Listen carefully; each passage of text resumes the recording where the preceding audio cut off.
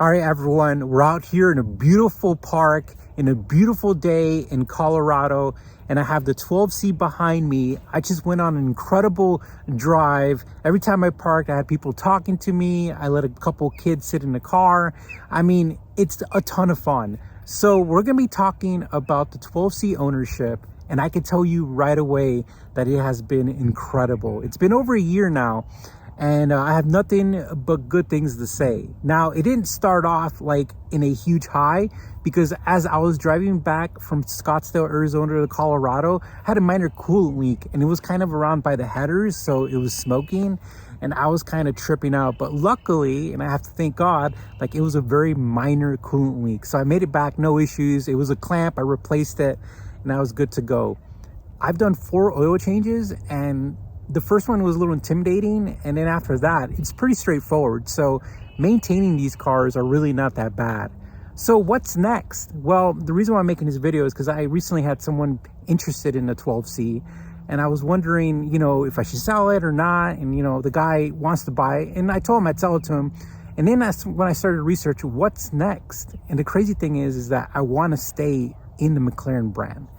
And the reason why is because they're incredible cars. Like, if you think about it, the 12C is an incredible supercar, even in today's standards. 600 horsepower at 2,900 pounds. If you think about it, I measured my NSX, my 1991, and it was 2,900 pounds and about 200, 300 horsepower, right?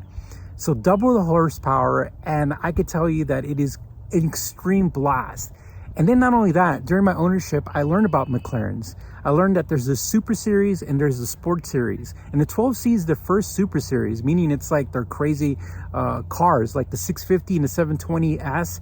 Those are Super Series McLarens. Now, I did think about getting the 570S, and they're beautiful. There's a guy in town, and I love his, and it's gorgeous, and they're great cars. But then I started realizing if I do sell the 12C, I would probably get a 650S. And the reason why is because I just want to experience it and see how different it is. But there's a lot of minor tunes, a lot of minor adjustments to the car that have added up to make it slightly a better car from what I read. But a lot of people say that the price discrepancy doesn't really justify it, because you could pick up a 12C for about 100 grand and sometimes even less. And a 650S is still about 130, 140, 150,000 dollars. So I can't get a 720S, way too expensive. If I sold my other cars, I could, but not really looking at doing that. But I could tell you right now that owning a McLaren has been a life-changing experience. Like, I love it. Like, it's been super cool. Every time I drive it, the driving experience is a blast. The attention you get, I read it in an article that some people don't like attention, and I'm like, okay, I get it. I like it because I like talking to people about cars. Clearly, I like attention because I'm on YouTube, right? But at the end of the day, it's just a really cool experience to be able to share your car with other people.